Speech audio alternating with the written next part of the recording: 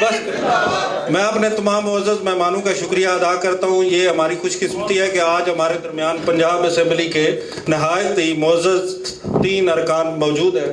جناب اشرف چوہان صاحب, جناب مہر فیاض صاحب اور جناب شوکت بھٹی صاحب. آپ کو بھی خوش آمدید کہتے ہیں ہم.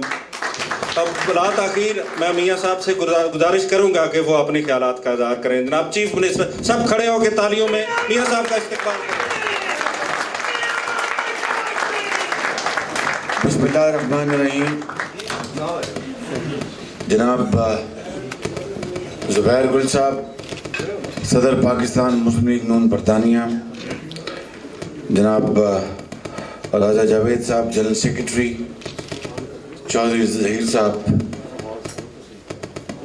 نذیر بٹ صاحب, ناصر بٹ صاحب, جناب سجاد علی شاہ صاحب, باسط بٹ صاحب, میرے انتہائی قابل احترام برطانیہ میں عظیم پاکستانیوں, مسلم لیگ کے عہدیداران, ممبران صوبائی اسمبلی پنجاب, انتہائی قابل احترام میڈیا برطانیہ میں, پاکستانی میڈیا,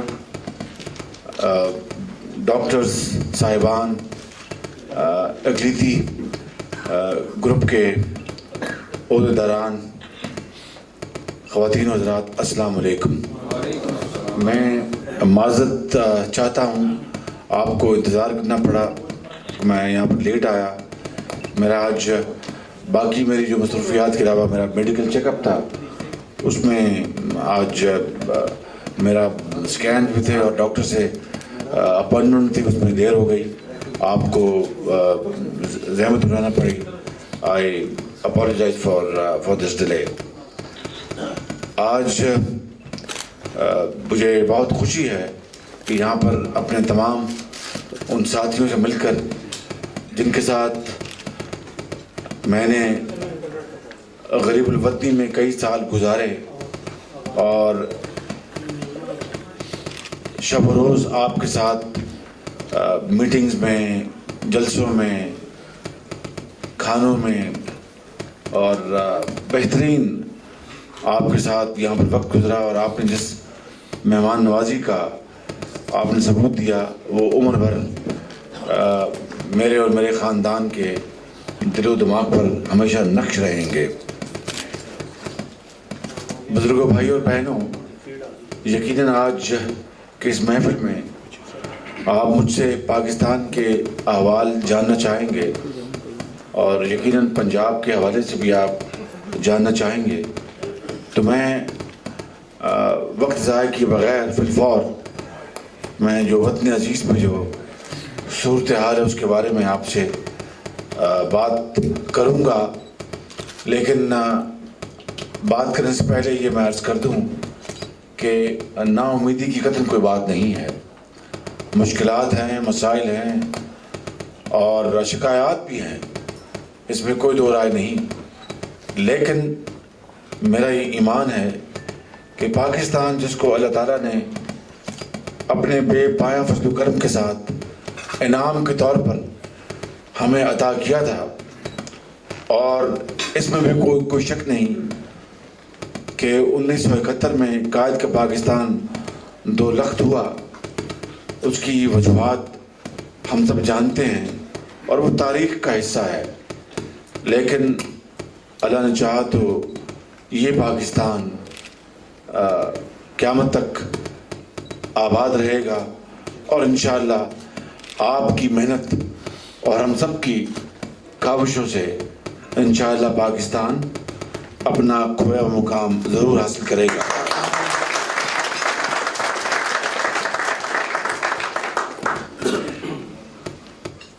آج پاکستان میں سب سے زیادہ یہ شور کا آ رہا ہے, نہیں اس کو ٹھیک کرنا چاہیے. آج پاکستان میں سب سے بڑا مسئلہ یقیناً وہ بجلی کی جو لوڈ شیڈنگ ہے, وہ پاکستان کا سب سے بڑا مسئلہ ہے. اور میں نے ہمیشہ کہا اور آج بھی کہوں گا کہ پچھلے 10 سال جو پچھلا دور گزرا،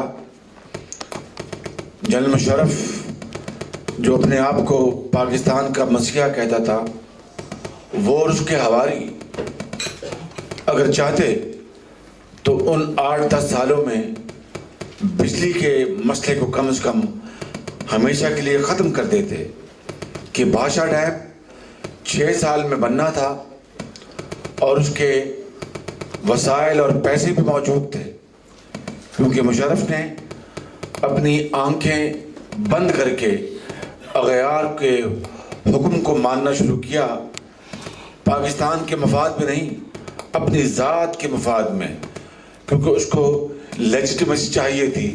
ایک ڈکٹیٹر جس نے شب خون مارا اور ایک منتخب سیاسی حکومت کو اس نے ختم کیا، تو اس کو لیجٹیمیسی چاہیے تھی۔ اور جب 9/11 کا واقعہ ہوا نیو یارک میں اور بے گناہ لوگوں کو نیو یارک کے ٹوئن ٹاورز میں جس طرح مارا گیا، پوری دنیا اس کے اوپر سراپا احتجاج تھی بشمول پاکستان کے، اور اس کی آڑ میں مشرف نے ایک ایسا موقع جانا اور اغیار کی سپورٹ لینے کے لیے، مدد لینے کے لیے اس نے پاکستان کے اندر ہر وہ حکم مانا اور اس کے اوپر عمل کیا جس سے پاکستان کی یکجہتی اور سالمیت کو نقصان پہنچا، اور اس کے بدلے میں جو اس کو رقوم مہیا کی گئی، اگر ان رقوم سے وہ بھاشا ڈیم بنا لیتا تو آج پاکستان اندھیروں میں نہ ہوتا۔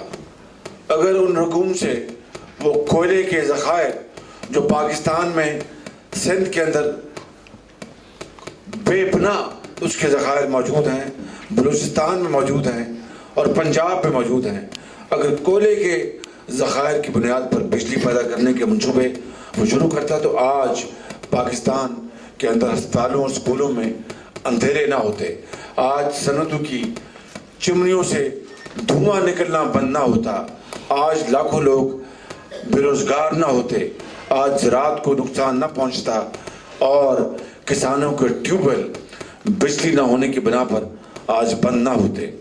یہ ہے وہ اس 10 سالہ سیاہ دور کا ریکارڈ، اور پوری دنیا جانتی ہے کہ فنڈز کی کوئی کمی نہیں تھی، اگر کمی تھی تو ویژن کی، اگر کمی تھی تو وہ کمٹمنٹ کی۔